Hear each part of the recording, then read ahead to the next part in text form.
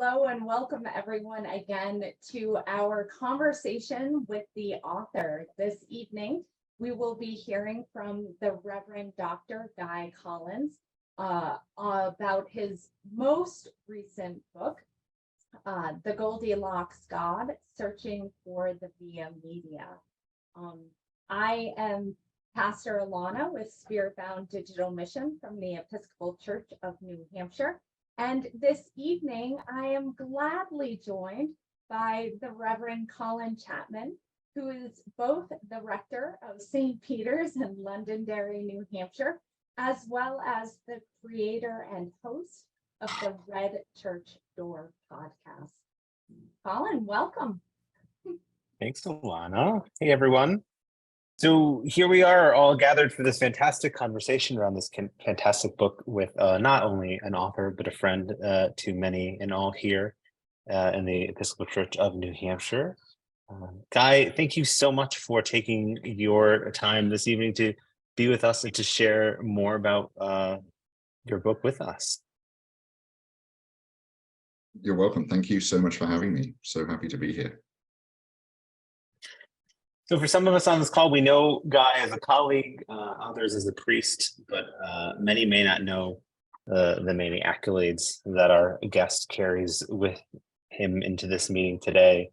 As you can hear from his accent, he hails from the UK, where he studied for his master's in theology at St. Andrews University in Scotland. He has a PhD from the University of Cambridge. He was ordained in the Church of England, moved over here before, well, he was working in London, I think, right? Was your last call before? That's right. Here? Yeah. London, Philadelphia here. Yeah. London, Philly here. That's a good layover.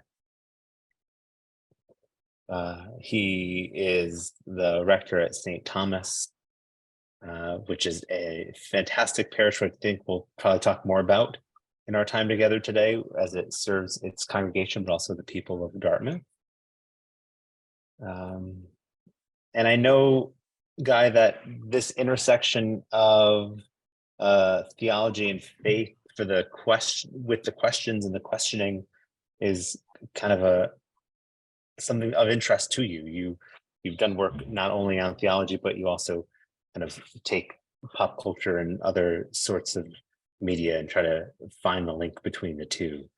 Has that always been something you've enjoyed, taking kind of the sacred and the profane and finding the common ground between the two? Yeah, definitely. I think that's part of what's so fun about the via media, is that you can really think about or study or be with anything, and then you can work out a way of connecting that in to the sacred. So I fundamentally don't think there's a sacred profane distinction, which is why that's my excuse for watching Netflix all the time. I need to work on a better excuse for that myself. That's pretty good.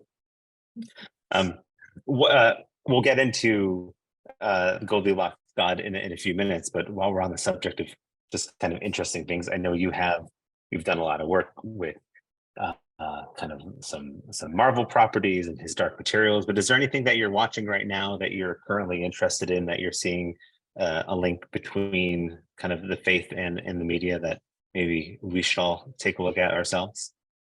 That's a great question. So right now I'm watching a wonderfully fun thing called Vikings of Valhalla, and I'm just loving it because it's set in the England that gets conquered by King Canute of Denmark and Sweden, and he just kind of hammers the English.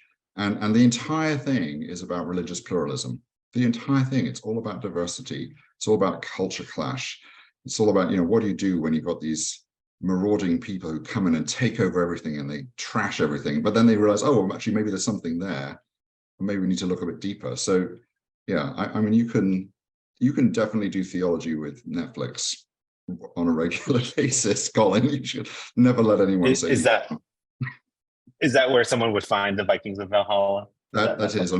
I'm not being paid by them, I promise, but yeah, no. They are my go-to. If you were.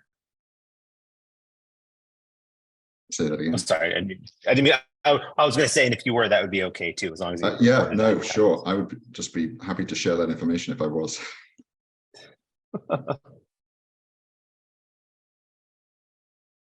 Well, as we continue our questions, Guy, we wanted to kind of ask with the openers, what prompted you writing this book? You know, what life experience led you to this particular topic at this time? Sure. Thank you. So I think the thing that influenced me most profoundly behind this book was taking a bunch of Dartmouth students on pilgrimage to Holy Island in England, to Lindisfarne. And I remember literally when I say we, I mean when I went off the trail and I literally started to sink into the mud. And I remember the other undergraduates like pulling me back, literally, like with their voices saying, no, you need to come back to the trail.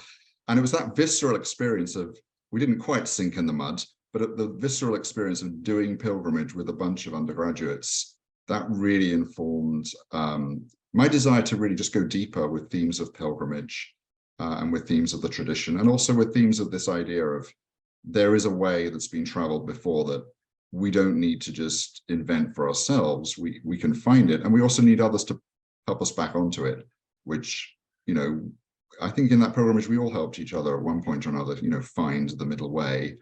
And if you've been to Lindisfarne, if you're not on the middle way there, you're going down in quicksand, but you just don't want to do that. So those undergraduates sort of saved my, you know, skin, and out of that all experience, I thought, well, maybe I should go deeper into the tradition a bit. Absolutely. And you've mentioned the phrase via media or middle way a few times. Could you give us just like a little snippet for those who might not be familiar with the Episcopal tradition or with the Anglican tradition as well, what that kind of paraphrase entails? Sure. So I think in this august body, I'm sure there are many people who could explain it better than I. But for me, I'm always drawn to Queen Elizabeth I, who comes to the throne in 1559, and she's witnessed, you know, massive horror show of religious extremism from her dad and from her sister-in-law, and you know, she comes to the throne and decides that she's not going to be going around burning people at the stake for their interior religious beliefs. And now, I know that today that doesn't sound particularly radical to not burn people for their religious beliefs, but in the 16th century, this was extremely radical. And she, you know, in 1559, ushered in a new settlement that really encouraged people to share their common longing and their common desire to belong together, rather than trying to kind of find the last word and say, yes, okay, this is the way Christianity has to be. And I credit Elizabeth with, the Via Media isn't spoken about for many hundreds of years later, but I credit her with the seed of the Via Media in laying down a framework where it was more important to actually be in community than to actually patrol people's inner beliefs. Yeah. And I think that how you finished right there really resonates for today. So thank you. Colin, were you going to jump in? Yeah, well, I know that's something we talked to Guy about.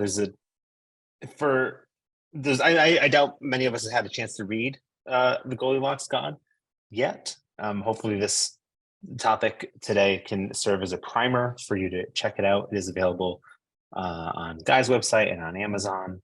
But in the introduction, there's a fantastic paragraph that really sets the stage for the work that you set out to do in writing the book. And we're hoping that you can kind of share a paragraph or two with us here at the top, so we can start to chew on the book a little more.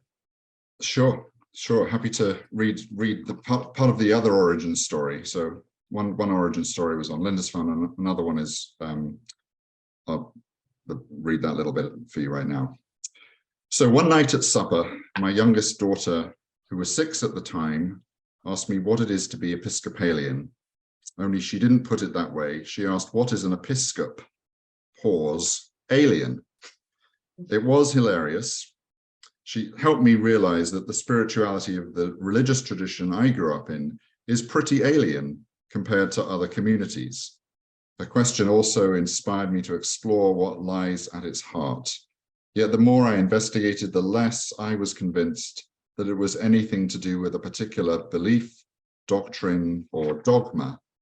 It seemed more about a particular way of being in the world, a certain set of embodied practices than anything else. Less about believing, more about becoming, which is when it hit me. In my quest to answer her question, I was not discovering anything distinctively Episcopalian. I was instead uncovering a constellation of habits shared by Christians and others of all shapes and sizes for thousands of years. I'm christening the constantly shifting relationships within this constellation a spiritual thermodynamics. Just as the secular laws of thermodynamics provide a consistent window into what we can expect to occur in the physical world, so this spiritual thermodynamics offers a more ancient and empirically verified way of experiencing God. In exploring this, one may be drawn to the historic via media of Anglican experience. And yet, to identify this spiritual thermodynamics entirely with the tradition is to miss the point. The spiritual thermodynamics experienced by those yearning for the Goldilocks God represents a sensibility rather than a body of knowledge. And this sensibility is found across many different traditions within Christianity. The Goldilocks God is the kind of God discovered at the supper table and the workplace. Such a God is found in both joy and heartache and is concerned above all with failures and sinners. The Goldilocks God is no sugar-coated God or loftily unreachable divinity. This is the real thing, neither too hot nor too cold. Thanks to Beatrix and her sister Lyra and their frank supper conversations, I found myself being swept into the gravitational pull of the Goldilocks God. To say I found God would be misleading. I prefer to imagine that the Goldilocks God pulled me in.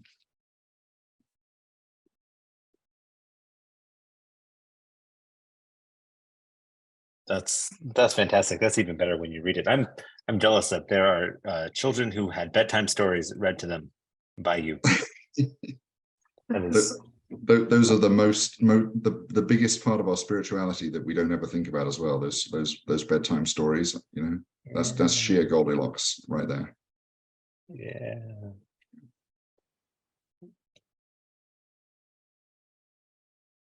So we want to have some time to talk about the book, but also I think this is the core of what we're talking about tonight. Really, is this conversation around via media, and it's in the subtext, but it's worth saying it out loud. We're not living in a time or place that's very kind to the via media. We live in an era where hot takes and extreme positions have currency. There's not much room for subtlety on social media, on Twitter and Facebook. Nuance is not of interest. We want certainty more than question. So the work that you're instructing us, suggesting that we partake in, is not simply challenging, but really important. So I'm glad we can start that conversation here. But before we kick off the conversation, I wondered if you might be able to give us a broad brush kind of history of the via media in our tradition and why it is so important to us. Sure. I think one thing I would say is that the via media is not a thing. You know, it's a practice, and it's a response to exactly what we're fed up with right now. If we agree with what Colin just said, which I imagine most of us do, we live in this terrible time of, massively divided culture. And of course, that's exactly the time that Elizabeth lived in. It's exactly the time Canute lived in. It's exactly the time, every single century of human existence has lived through.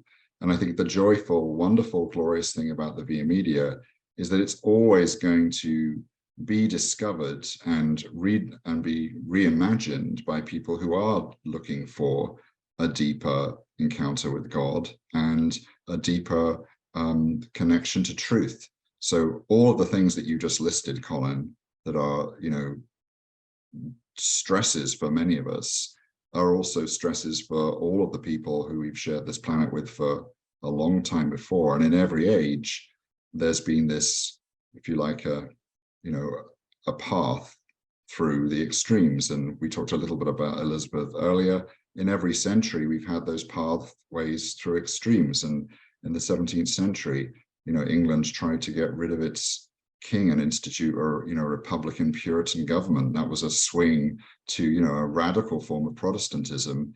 And one thing England discovered out of that was that wasn't something they wanted to do ever again. We just had this amazing coronation. And, if you're wondering why is there a Via Media and why is there a monarchy, it's because, people don't want to always just throw out everything. There is nuance. One of the extraordinary things about the Via Media is it's never stable from generation to generation. And we always get to encounter the wisdom of other traditions as we kind of forge the Via Media. So I would say, the history is really important, but part of the history is recognizing that we are part of that future, and we are able to continue to do those things mainly being, seizing on to the goodness of that which has been before us, and not just casting it all off and saying, oh, it's all terrible. So, back to Elizabeth, what does she do?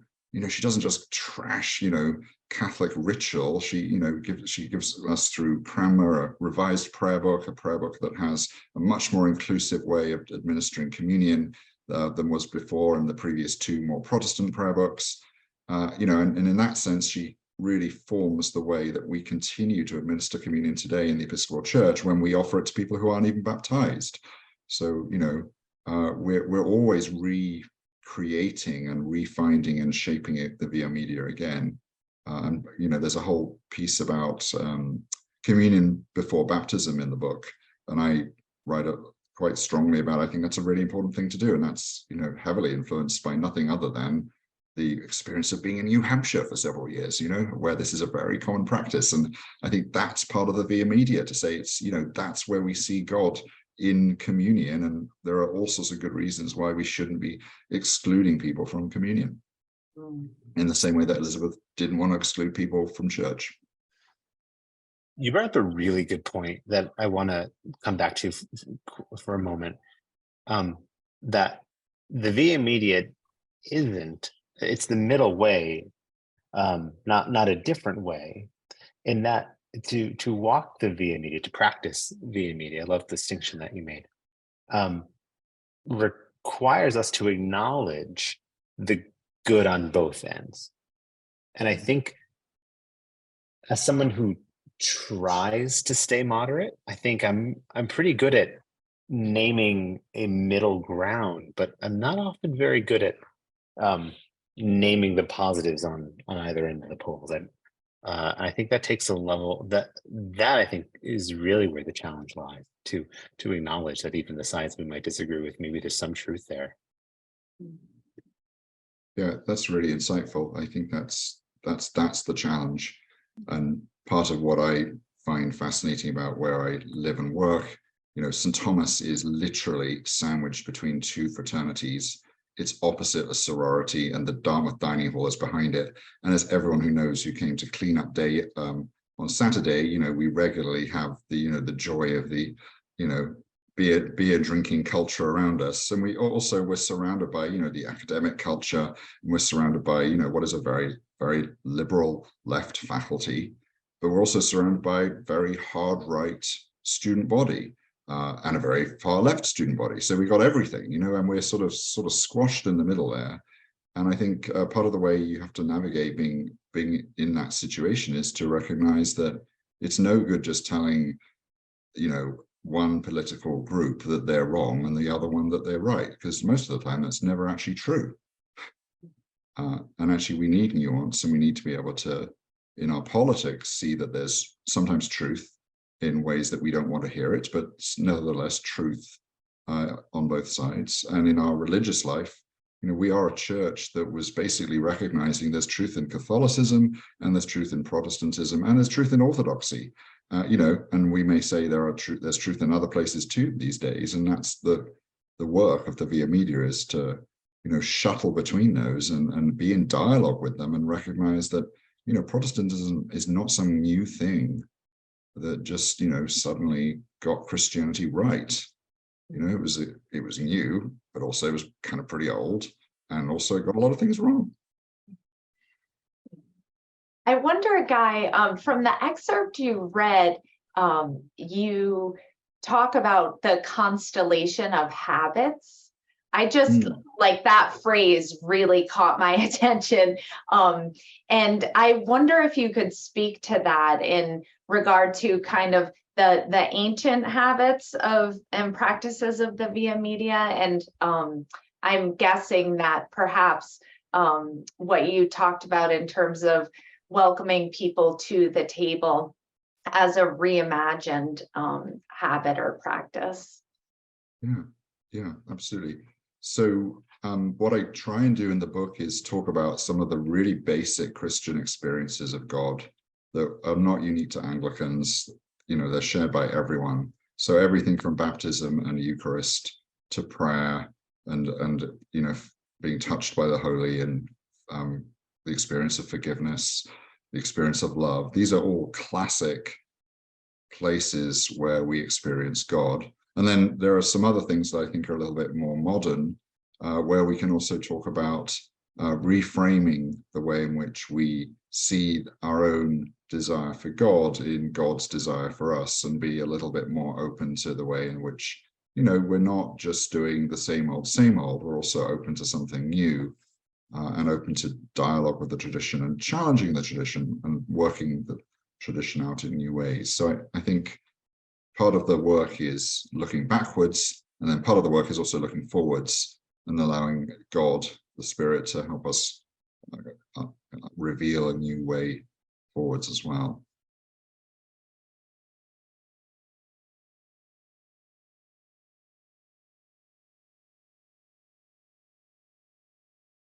So, Guy, I've Lord knows I've never written a book. I don't know if I can read books these days either with my attention span.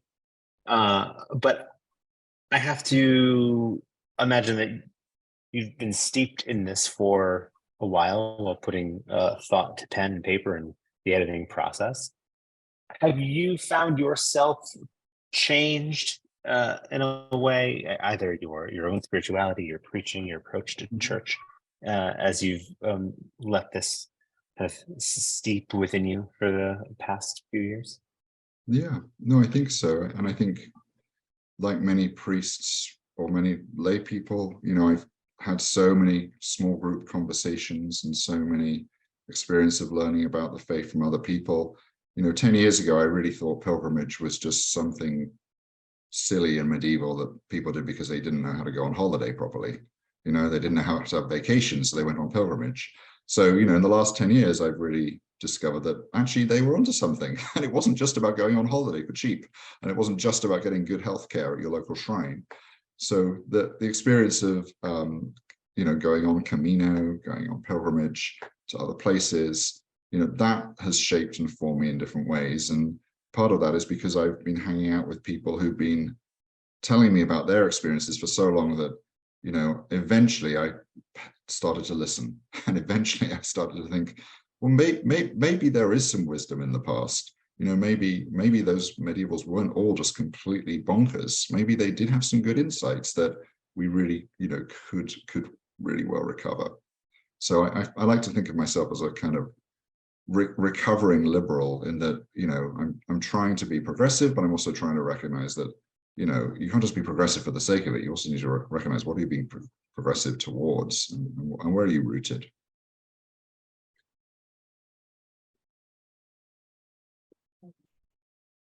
What about church life? How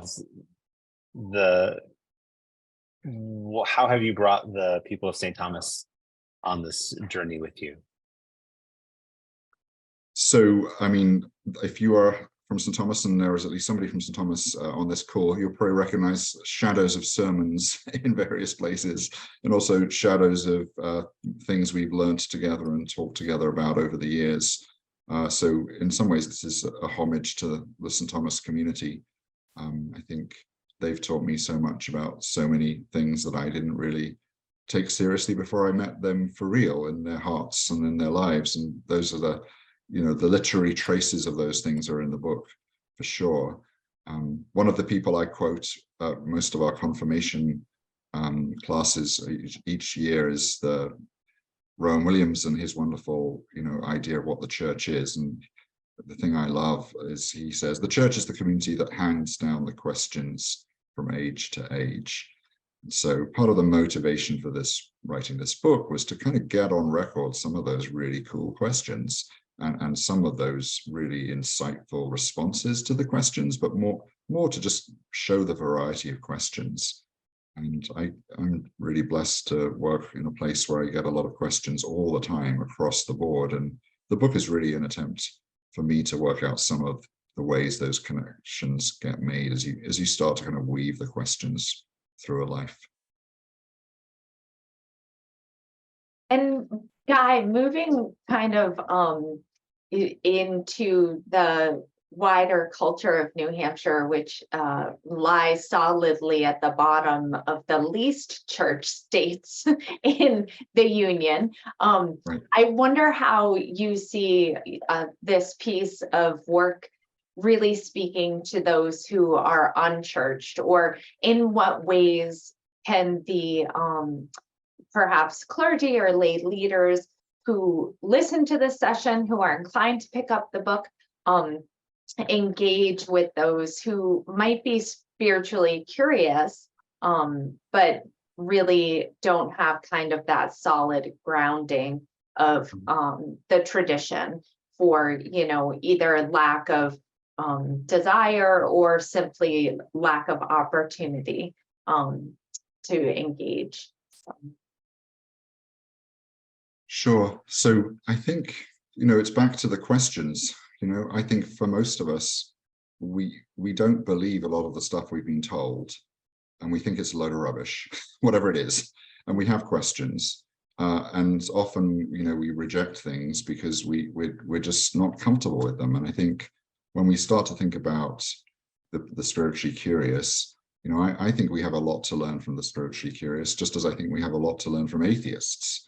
And I think there are particular kinds of atheists that really, every Christian should be a particular kind of atheist. There are models of God that we should be rejecting, and atheism is our friend. And in the same way, the spiritually curious are our friend, because they force us to give an account of, what is it that we're focused on. So I think, as you know, Alana, better than anyone, you start with where people are and you listen to what their questions are. And I think what the book is trying to do is show that these questions have been asked before, and that, anyone who's desiring to explore the truth and faithfully explore the truth as they see it, they're going to be swept up in it eventually. And many of our most faithful members in the parish and most intriguing and brilliant students in our campus ministry, these are simply people who've just got fed up with the lack of truth that they hear parroted everywhere across every channel, and they're just trying to look for something a little deeper. And I think all the church needs to do is make a space for those people to be heard, to be listened to, and to go deeper and to take those questions seriously. And I think every church can do that, whatever its resources, however few or many people it has.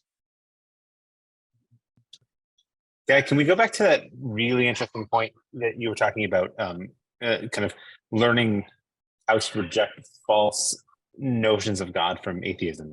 We have some of these mentioned there. Yeah. That's really provocative and kind of fun to chew on. I'll often think of atheism as kind of the counter to theism or religion. But but hadn't thought about here again, not being able to embrace the other side. The benefit of being able to say, no, what you're preaching doesn't work for me. That's not a God I want to buy into. No, I guess I don't have a question. That's just a good point. I think that's Well, just, I have a that's really response though, yummy. which is I'm glad you picked up on that, because you began with a DEI statement about diversity, equity, and inclusion, and I believe really strongly in DEI, and the reason I believe in DEI is theological. I believe that God wants us to celebrate diversity. I believe that diverse ecosystems are much more fertile and better places to be. I believe God doesn't want us to all be kind of monads who have one belief. And I think there's a kind of overlap there with the atheism piece. And I think the piece there is that, we're meant to be encouraging complexity and diversity. So, and not because of some ideological construct that some other body has said is a good idea, but because that's in the nature of God to be Trinitarian and to be complex. And so part of what I would encourage all of us to celebrate is that Via Media has always been a Trinitarian experience. And I think part of the reason I chose Goldilocks and the Three Bears is to kind of, celebrate the Trinitarianism. And once you're Trinitarian, it's really hard, Colin, to be theist, because theism and Trinitarianism, it just doesn't work. And theism is basically idolatry. When you work it all out, it's just idolatry. And some of us might want to say it's white supremacist idolatry. We could go there and connect the DEI too, and actually think the complexity of the tradition is completely different. It's Trinitarian, and if you are Trinitarian, you then have to recognize the divine in all of the others around you. Simple as that. Colin. Yeah. Just that simple. But can you help me understand the difference between the way that you use theism? When I say it, I kind of mean like believing in something. How are you distinguishing the difference between theism and Trinitarianism? So I think, you're totally fair. It's totally right to use theism in the way you're using it as a noble, wonderful thing. I think the interesting thing for me about the Christian tradition is that, as Jürgen Moltmann wrote in his wonderful book, The Crucified God, on the cross, theism dies, God dies, everything dies. And I actually think that reality is at the heart of the Christian story. And so part of what the book is trying to say is, let's not just airbrush out the difficult bits. So the suffering, the cross, redemption, let's actually realize that those are central to our experience. And, to weave it back to the Via Media again, we're going through a terrible cataclysmic time of social change as a species. We're all reading about ChatGPT, and we're all worried that we won't have jobs in 5 minutes because they'll have automated everything. Everything is changing. It's terrifying being a human being.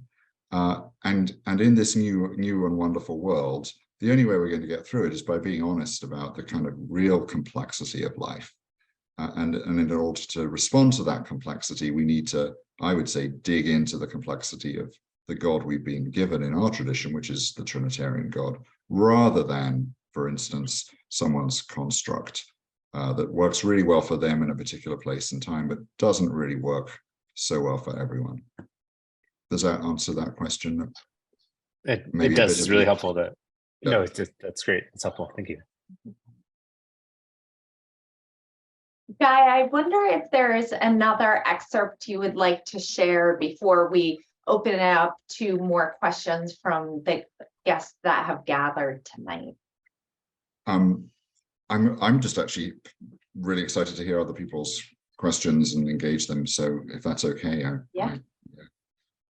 Absolutely. Absolutely. I do have one question that's come through on the chat, but for the sake of us gauging time, if you'd like to ask a question, would you be able to use the hand raise function in Zoom? We have one. I have here, Celeste has raised her hand, and I don't even see Celeste on my screen. I'm Hi, here. Celeste. Colin, if you go to the top. Oh, there you are. Yes. The raised hand always goes to the front of the line. That's right. That's right. Fantastic.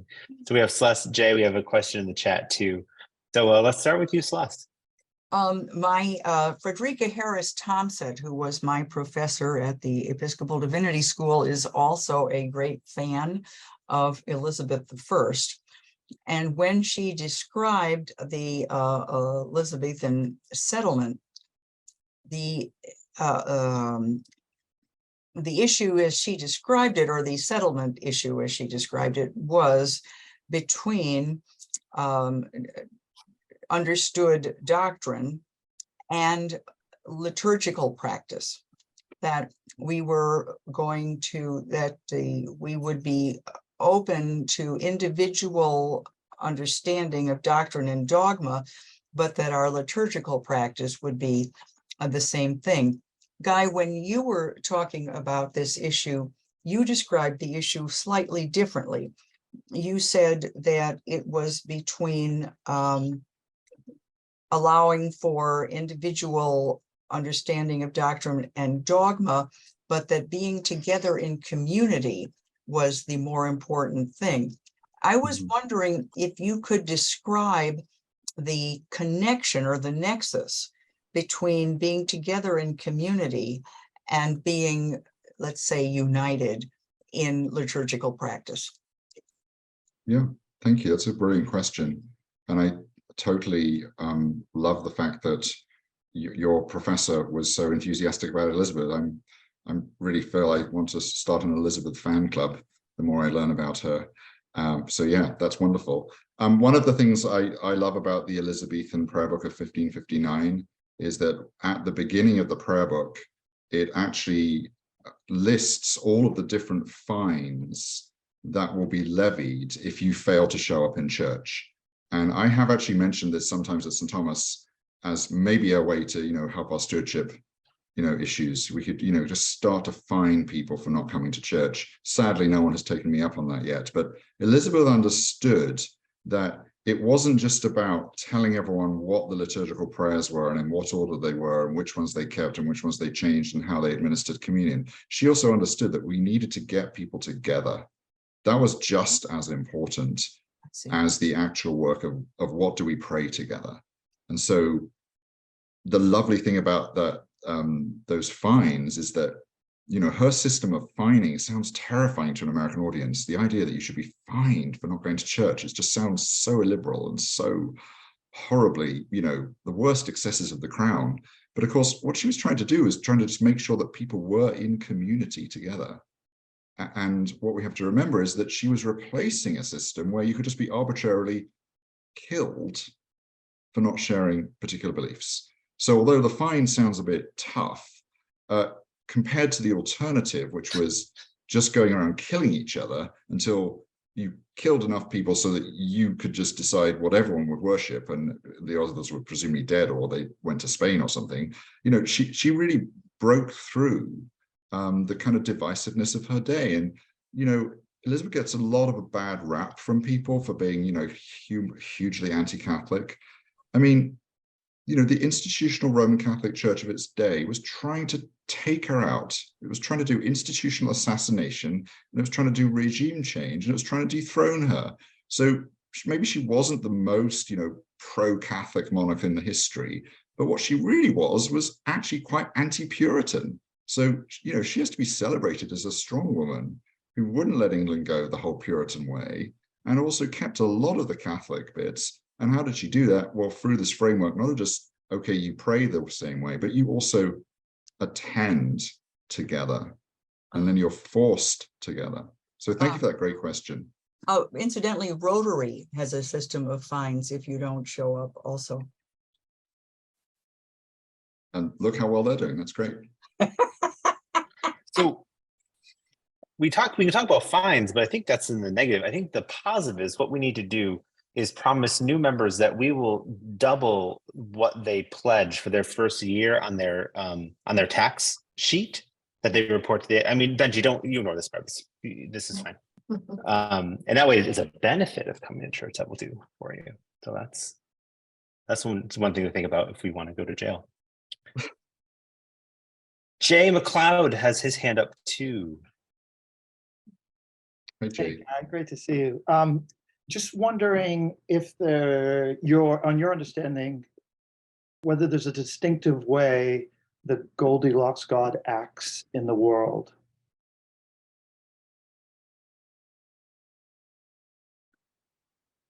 So I really do think the Goldilocks God is the Trinitarian God that we believe in, many of us. And I think one of the ways that God is experienced is I think actually in the extremes. And so part of the metaphor is that although we're trying to create a space as church, maybe that is the via media, that is an easier way through the extremes of life, I think God is found across the whole smorgasbord of human experience. And so part of the book makes the case for understanding that, you know, God is not just abandoning the extremes of our own lived experience. God is found within every part of human experience. And often for many of us, it's those extremes, those highs and those lows, where we are connected to God one way or another. And I think I love the idea that, you know, God helps us recognize our need for God in those extremes. And then the tradition can come in and be a place for us to find a more healthy, happier way forwards away from those extremes. But I think fundamentally, God is always experienced across the whole range. So not just down the center. And I would hate to be interpreted as somehow God is only found in this via media. I think, you know, God is found everywhere. And I think what God is hoping for is that together we can start to care for one another in the center ground a bit more.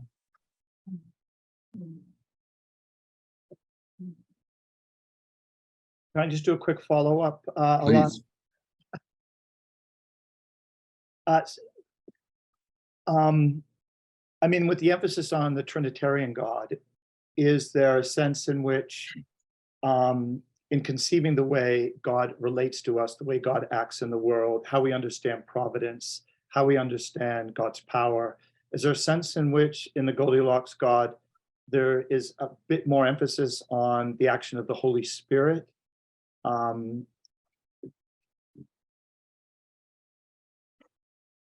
So I would be the first to say there's not a fully developed pneumatology in this book by any means. But I think what there is a sense in which power is reconfigured, and power is configured more as powerlessness. And so part of the Trinitarian reading I'm offering is a reading in which we think about, if you like, the work of the Spirit as the work of possibilizing love. And that part of what we have to recognize is that, you know, God, to quote Etty Hillesum, who was the extraordinary Jewish woman who was in the awful concentration camps and was like, where is God? And she's like, well, we need to be God for God, because God ain't intervening right now and doing anything right now.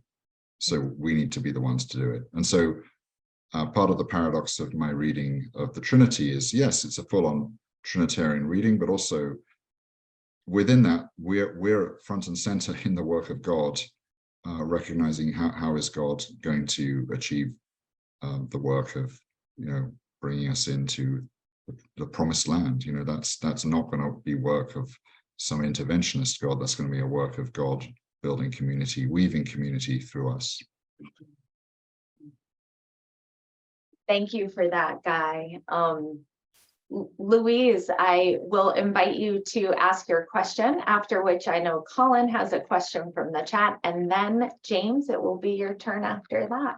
So Louise, go right ahead. Thank you.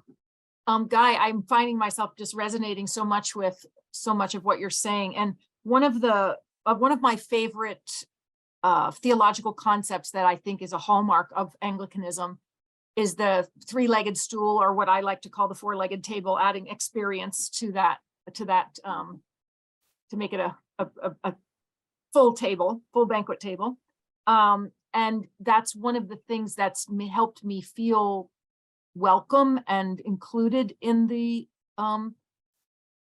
Anglican tradition in the Episcopal Church, is that I can bring, my love of art, or my yoga, or, scientific interests, or my experience of childbirth, or all these different things with me to my theology and my experience of God. And it feels to me like you're saying a lot of those same things.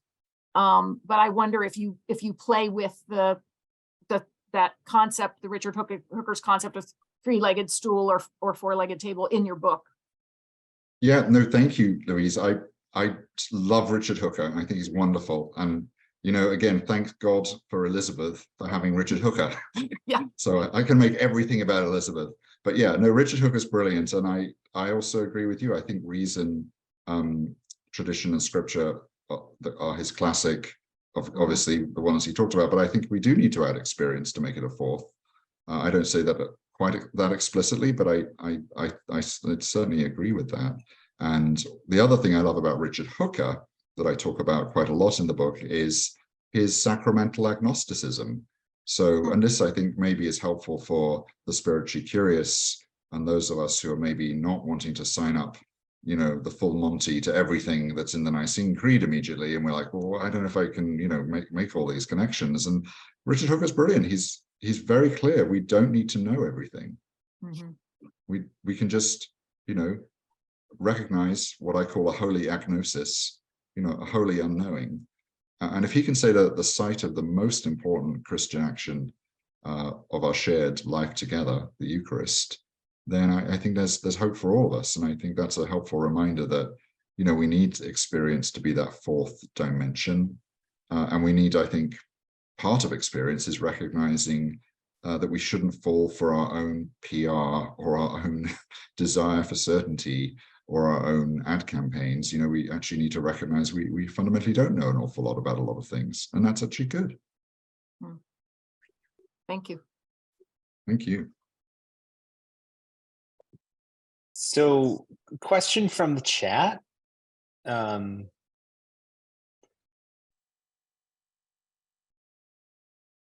Is there, particularly in the church, in the Anglican Church, when we have both our more kind of progressive Episcopal Church, but also in this same family of Anglicanism, something like GAFCON, the Global Anglican Future Conference, kind of the very conservative wing of the Anglican Communion. How does one find the via media in a body like the Anglican Church, Anglican Communion, sorry, when such kind of polar extremes exist within a body that part of its identity is the via media? Right. So again, it's just back to Elizabeth, isn't it? So, what did Elizabeth do? She made it possible for people to worship together, pray together, and actually just be together. And she wasn't saying, okay, do we all need to sign up to a new statement of belief that will make us all feel like we're cozy and insiders together? I actually think that the lovely thing about the via media is that it's different for everyone. And I think we all have our own via media. And I think that's actually part of the joy of it. And part of what I think the via media is threading through is the middle way, the Goldilocks zone between taking religion too seriously and just throwing it out with the baby in the bathwater. And I think, within Anglicanism, you can definitely see places where Anglicanism doesn't have a very faithful understanding of the via media because we're too extreme within our institutional body. But there are a lot of different ways of being Anglican which aren't too extreme and which are practicing the via media in a very faithful way. I think my way of practicing it, and maybe the New Hampshire way of practicing it, might be different from the Australia way of practicing it, but I think there's also a lot that we have in common, and I think those things can be and should be celebrated as well. I do just want to kind of draw attention to something that you point to in those remarks, which is really that commitment to showing up and coming together. You have talked about this again and again this evening, that sense of drawing from the community to be in community with each other, because when we judge harshly of each other and write each other off and stop showing up, there's a missed opportunity. You know, there's a missed opportunity for mutual transformation, or even just mutual, I would say, generosity of spirit, to be in someone's presence whom you don't agree with, or who kind of draws the ire from you, and you find yourself being reactive. There's discipline in that too, to continue to show up and be that presence of hospitality for each other, even when we don't agree. So thank you, Guy. Absolutely. No, thank you. And this is why I love the metaphor of Goldilocks as well, because I just love this nursery rhyme, I mean, the tale. And the tale is, this girl just goes and tears her way through these poor bears, food and beds and chairs. But, what is really going on there? Well, really what is going on is it's hospitality. It's a story of hospitality, the tale. And I think that's what we're called to. We're called to hospitality. And when people break our chairs and when people take our porridge, we're still asked to say, okay, we're still going to be hospitable. And there's something wonderfully open about the way that story ends. And I think, Anglicanism at the end of the day, like every Christian church, is, we're simply trying to provide food for the hungry. And we're all hungry and we all need to be fed. And the more we can do that by recognizing that this is something we share with everyone, and we don't need to know what we all think as we're eating. That's a really interesting distinction, Guy, because particularly when talking about something like AFCON, where where members of our own church and our own families and our own congregations, our LGBTQ brothers and sisters, are kind of denied a certain sense of humanity. And this was in the question that was sent via text. She was like, what is that point where something bends and breaks? It sounds like you're saying that via media isn't necessarily compromising one's own convictions, but acknowledging the truth on one end and the humanity, and also, as you kind of stated, sharing a hospitality with even those we don't agree with. Is that right? Yeah, I mean, I believe profoundly that the witness of the Episcopal Church is to really witness to the God's full love for all human beings, no exceptions, no nothing. And I recognize that's not shared by everyone within the Anglican Communion. But I also think that the way we bear witness to our desire to include everyone fully is to also include the people who we find really annoying. And that's why our St. Thomas has the vision statement, all welcome, no exceptions, to worship, love, serve, and grow. Our purpose is to be in community with others. And we need to be in community with Republicans and Democrats. We need to be in community with fill in the blanks, the people you find most frustrating in life and who you wish wouldn't parade their views publicly. They all need to be in community with us. That was the Elizabethan insight. And our world is trying to push us into ever narrower slices of like-mindedness, and eventually we're just all going to realize that we're just on our own with our phone, just reading reflections back of our own ideas. And that's just the complete opposite of what the Via Media stands for. And of course things will get broken, of course people are going to be upset with each other, but that is our work, to sup together in our brokenness. And we have another question from James. James, would you like to finally answer your question. Thank you for your patience. Thank you. So this is such a, well, first of all, good to see everybody.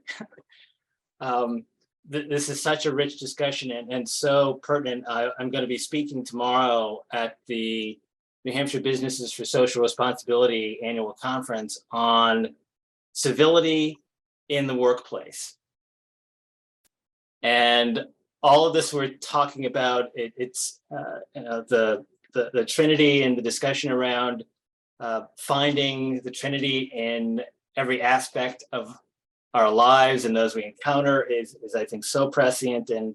And Louise, I thank you for bringing in the three-legged stool. Both those concepts are something that so inform the way I've tried to live my life. And so my question is, and Guy, you were just talking about how the via media is different for each of us. Mhm. And how that notion of community means that we do need to bring in those who don't necessarily agree with us. So I'm wondering if you can share a little bit more of your thoughts on how we as individuals should apply that via media to this divisive world that we now live in. Mhm. You go a little bit deeper than what we've been talking about before. Yeah, no, that's a great question. I think that's the hardest thing, of course. You know, and I think some of us are aware of the work of groups like Braver Angels. I think that's one manifestation of something one could do. We had a very brave angel come to us and talk to us about his experience of trying to do that in a church which is much less progressive than we were, and he was, you know, sharing how hard that could be. And you know, I think a lot of the time we are all in echo chambers of our own devising, and I think part of what the church can do is to not just replicate all of the cultural signals that need to be shown to be showing you that you are, you know, one particular place on the spectrum of the ideological spectrum, that is. So I think part of what the church can do is be reflective and thoughtful about how we make stands, so that we continue to stand with the vulnerable and the oppressed, but also we do so in such a way that we're not just, you know, an extension of the, you know, media swirl around any particular issue or the political swirl, but actually we're connecting to our own deep values. And I think one of those values is one we've been talking a lot about, simply being together. But I think the other value is really actually engaging deeply and being willing to disagree. You know, I think that's another piece where the via media is a good thing. You know, we don't just hang around so we can just talk about nothing. We hang around each other so we can also learn from each other and go deeper. And I think our tradition has always been about going deeper. And so the more we can do that, I have a wonderful parish, and we have some brilliant parishioners. They're all brilliant, and some of them are brilliantly, clearly in very different political places. And what I love about our parish is that I know that over coffee hour, people are talking about things that matter to them, and they're able to do that without fear that somehow, you know, they've crossed some ideological rubric or Rubicon that, you know, is going to be fearful for them. So I think creating places where we can talk honestly is hard work, but it's part of what we're asked to do.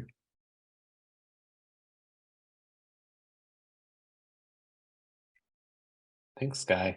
Thanks, everyone, for all your questions. We are moving so quickly towards our time together. Before we officially wrap, I wanted to make sure, Guy, is there any closing remarks that you wanted to leave us with, or anything that we didn't get a chance to touch upon that you find particularly important? Not really. I've really enjoyed the questions, and I'm so grateful to everyone. All I would say is there are 12 chapters in the book. If you did want to run it as a discussion group or something, it's primed so you can do that. And you can probably do that off one book rather than getting everyone a book. So I really wrote this in mind with my own confirmation candidates and the kind of things I know they like to wrestle with. And I hope it's a helpful resource. And if anyone has any further reflections after this, I'd love to hear from you. It's been really fun to be here. So thank you. Fantastic. Maybe can anyone email you questions for Of Dialogue course, Guy? yeah, of course. The questions have been brilliant, as I would expect nothing less from this wonderful group. So thank you. Maybe Louise, could you put Guy's email in the chat? That'd be fantastic. Thank you. So before we, I'll give Alana the final word to say goodbye, but before we leave, I'd love to close us all in prayer. There's a beautiful prayer from theologian and poet Patrick Otuama, a prayer in times of change that I thought would be particularly relevant for our conversation this evening.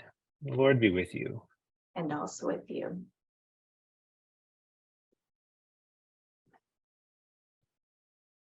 God of yesterday, you knew then your promises, your words, your walking among us. But yesterday is gone, and so today we are in need of change. Change and change us. Help us to see life now, not through yesterday's stories, but through today's. God of endings, what we thought would not end has ended.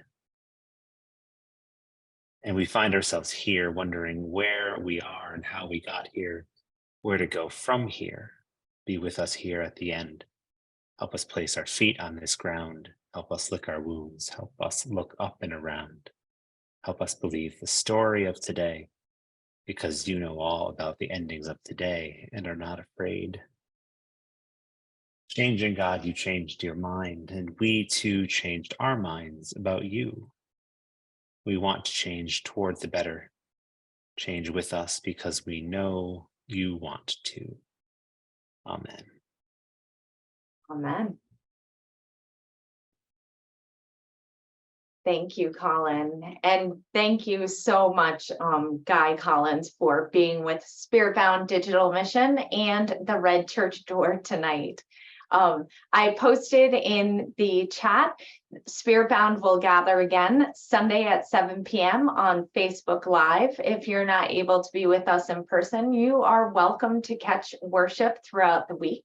And we also will have another digital dialogue coming up on Wednesday, May 24th, with Lichen Citizen Science. So if you are wondering what you can do to combat climate change, you might want to come to the session or learn about it afterwards. So I commend that to you. We're going to be posting in the chat a bunch of links to Guy's website, to the book, as well as the Red Church Door. But everyone, thank you so much for coming tonight. And again, thank you, Guy, for just the blessing of your vocation and sharing it with us and your time tonight. So thank you.